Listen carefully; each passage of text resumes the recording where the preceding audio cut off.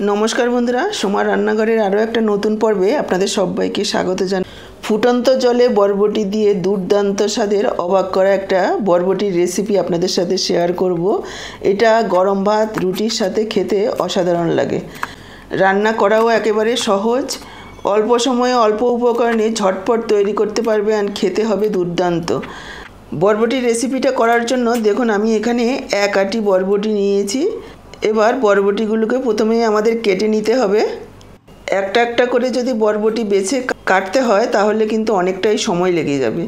एखाने यदि आमरा सबगुलो एकसंगे एइभाবে गुछिए निই আর দেখে নিই কোনো বরবটিতে কোনো রকম পোকামাকড় আছে কিনা, তাহলে একসঙ্গে কাটলে সময় অনেকটাই কম লাগবে। দেখুন একসঙ্গে বরবটিগুলোকে গুছিয়ে নিয়েছি আর এইভাবে গোড়াগুলোকে কেটে বাদ দিয়ে 1 ইঞ্চি অন্তর অন্তর এইভাবে বরবটিগুলোকে টুকরো করে কেটে নিচ্ছি। দর্শক বন্ধুরা আজকের পুরো ভিডিওটা দেখুন, আশা করছি আপনাদের নিশ্চয়ই ভীষণ ভালো লাগবে। যদি ভালো লাগে অবশ্যই একটা লাইক করে ভিডিওটাকে শেয়ার করে দেবেন। আর ইউটিউব থেকে যদি নতুন দেখছেন তাহলে চ্যানেলটাকে সাবস্ক্রাইব করে দেবেন। আর যদি সাবস্ক্রাইব করে থাকেন তাহলে অসংখ্য ধন্যবাদ। फेसबुक থেকে যদি ভিডিওটা দেখছেন তাহলে পেজটাকে ফলো করবেন। দেখুন এইভাবে আমি সবগুলো বরবটিকে টুকরো টুকরো করে কেটে নিয়েছি। সবগুলো বরবটিকে কেটে ধুয়ে নিয়ে চলে আসলাম। আর এদিকে দেখুন গ্যাস অন করে কড়াই বসিয়ে 1 লিটার পরিমাণ জল দিয়ে দিয়েছি। জল ফুটতে শুরু করেছে। এবার বরবটিগুলো দিয়ে দিলাম। বরবটিগুলোকে একটু ভাপিয়ে নেব, তবে একেবারে নরম করে সেদ্ধ করব না, জাস্ট 1.5 থেকে 2 মিনিট ভাপিয়ে নেব। জলটা ফুটতে শুরু করলে এখানে আমি হাফ চা চামচ পরিমাণ লবণ দিয়ে দিলাম। এখানে কোনো রকম ঢাকা দেব না, ঢাকা দিলে বরবটির কালারটা চেঞ্জ হয়ে যাবে, কালসে হয়ে যাবে। দেখুন জলটা ফোটার পর প্রায় 2 মিনিট মতো বরবটিগুলোকে ভাপিয়ে নিয়েছি।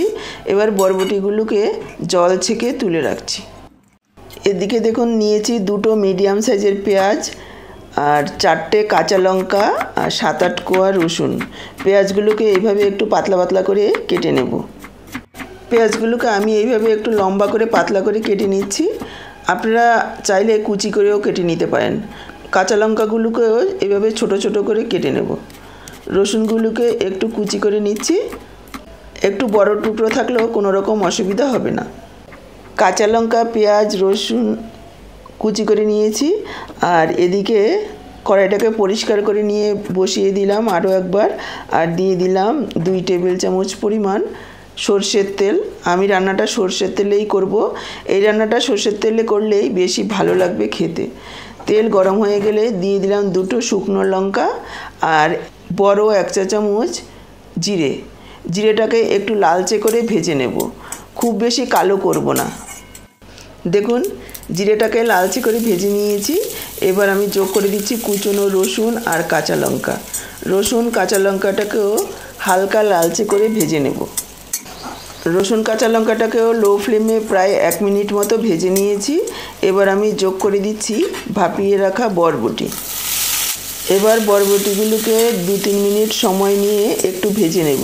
খুব বেশি কড়া করে ভাজবো না, জাস্ট 2 থেকে 3 মিনিট। এখানে আমি যোগ করে দিচ্ছি পরিমাণ মতো লবণ। আমরা সেদ্ধ করার সময় একটু লবণ দিয়েছি, সে কথা মাথায় রেখে লবণটা যোগ করতে হবে। আর দিয়ে দিচ্ছি কালারটাকে সুন্দর করার জন্য একটু হলুদ গুঁড়ো। এখানে আর কোনো রকম মশলা দেওয়ার প্রয়োজন নেই। এই হলুদ আর লবণ দিয়েই বরবটিগুলোকে একটু ভেজে নিচ্ছি। আপনারা দেখতেই পেলেন ফোড়নে প্রায় 1 বড় চা চামচ গোটা জিরে দিয়েছি। এই জিরে ভাজার গন্ধটা এই রেসিপিতে দারুণ টেস্ট নিয়ে আসবে, যেমন গন্ধ তেমনই স্বাদ। এবার নাড়াচাড়া করে নিয়ে একটু ঢাকা দিয়ে দিচ্ছি।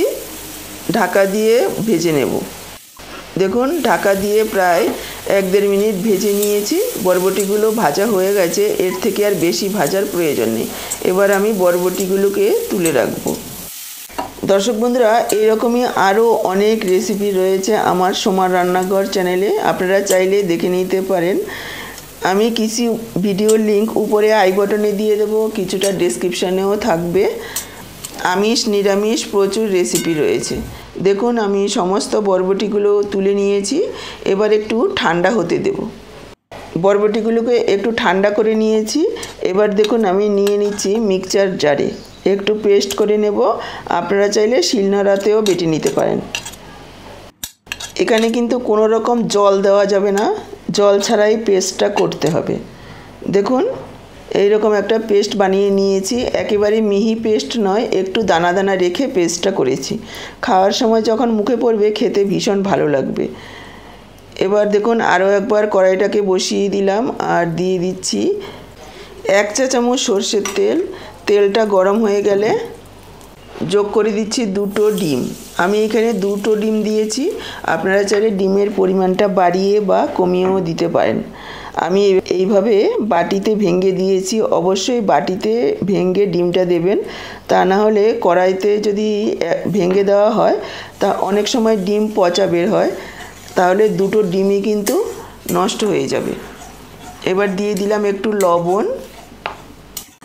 লবণটা দিয়ে এইভাবে ডিমগুলোকে একটু ভেজে নেব, ডিমগুলোকে ঝুরি বানিয়ে নেব। একেবারে লো ফ্লেমে রেখে ঝুরিটা বানাবেন, তাহলে খুব সুন্দরভাবে ঝুরিগুলো তৈরি হবে। খেয়াল রাখবেন যাতে কাঁচা না থাকে, একেবারে লালচে করে ডিমগুলোকে ভেজে নেবেন, তাহলে খেতে ভালো লাগবে। ডিমগুলো দেখুন একেবারে লালচে করে ভেজে নিয়েছি। এবার ডিমগুলোকে আমি তুলে রাখছি। ডিম তুলে নিয়ে কড়াতে আরও 2 চা চামচ তেল দিয়ে দিলাম, আর তেল গরম হয়ে গেলে দিয়ে দিলাম কুচনো পেঁয়াজ। পেঁয়াজগুলোকে একেবারে লালচে করে ভেজে নেব। একটু লবণ দিয়ে দিচ্ছি, এতে করে পেঁয়াজগুলো খুব তাড়াতাড়ি নরম হয়ে যাবে আর ভাজাটাও তাড়াতাড়ি হবে। পেঁয়াজগুলো ভাজার সময় লাগাতার এইভাবে নাড়াচাড়া করে ভাজবেন, তাহলে চারিদিকে পেঁয়াজগুলো খুব ভালোভাবে ভাজা হবে, একদিকে পুড়ে গিয়ে আরেক দিকে কাঁচা থাকবে না। এই পেঁয়াজটা ভাজতে মোটামুটি 2 মিনিট মতো সময় লাগবে। দেখুন পেঁয়াজটাকে একেবারে লালচে করে ভেজে নিয়েছি। এবার আমি পেস্ট করে রাখা বরবটিটা যোগ করে দিচ্ছি।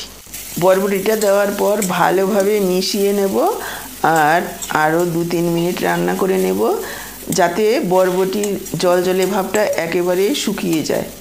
এভাবে নাড়াচাড়া করতে করতে একদমই দেখবেন কড়াতে আর লেগে যাচ্ছে না, একেবারে আলাদা হয়ে যাচ্ছে। পেঁয়াজগুলোকে মিশিয়ে নেওয়ার পর এখানে আমি যোগ করে দিচ্ছি 1 চা চামচ চিনি। একটু মিষ্টি দিতেই হবে, যেহেতু ভর্তা, একটু মিষ্টি দিলে খেতে ভালো লাগবে। মিষ্টিটা আপনারা নিজেদের স্বাদ অনুযায়ী দেবেন, আর যারা চিনি পছন্দ করেন না রান্নায় তারা স্কিপ করবেন, তবে একটু মিষ্টি দিলে খেতে ভালো লাগবে। চিনিটা দেওয়ার পর চিনি গলে যাওয়া পর্যন্ত নাড়াচাড়া করে নিয়েছি প্রায় 1-1.5 মিনিট। তারপর এখানে আমি যোগ করে দিলাম ভেজে রাখা ডিম। ডিমটাকেও খুব ভালোভাবে মিশিয়ে নেব আর আরও 1-1.5 মিনিট রান্না করে নেব। দেখুন ডিমটা দেওয়ার পর আরও কিছুক্ষণ আমি রান্না করে নিয়েছি, একেবারে ভাজা ভাজা হয়ে গেছে আর সব কিছু খুব ভালোভাবে মিশে গেছে। এবার আমি যোগ করে দিলাম একটু ধনেপাতা কুচি। ধনেপাতা কুচিটাকে মিশিয়ে নেব।